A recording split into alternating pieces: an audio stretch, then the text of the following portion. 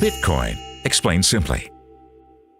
This is Matthew. He works with online payment, and his grandmother, Margaret, has just begun banking online. She's heard of Bitcoin, but doesn't know what it is.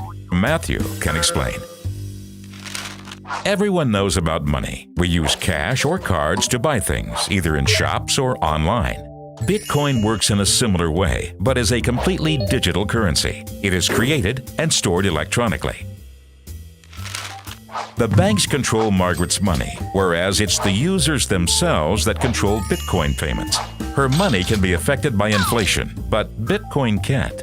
By controlling production, they keep their value on quite a solid level. This makes it popular in countries with economic problems, as users can circumnavigate inflation and other issues. However, even small events, such as a bad press report, can have a drastic effect on Bitcoin price. So, where could Margaret use Bitcoins? Certain companies and online retailers now accept it as payment. However, Bitcoin is still relatively unknown by businesses, as it's a developing network. The simple and largely anonymous nature of Bitcoins has also made it attractive to criminals in the black market. From Matthew's perspective, Bitcoin is an app on a computer or smartphone that works as an online wallet. It's easier to make payments than with conventional debit or credit cards. Just enter the recipient's address, the amount to pay, and press Send.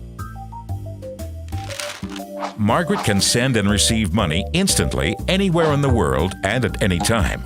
Unlike credit cards, there are either no or only small fees because there is no bank to go through, and no personal or sensitive data is stored.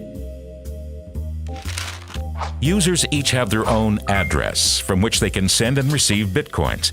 A collection or block of these transactions is then added to the blockchain, Bitcoin's equivalent of a bank's ledger. Users that maintain this form of accounting are rewarded with new Bitcoins.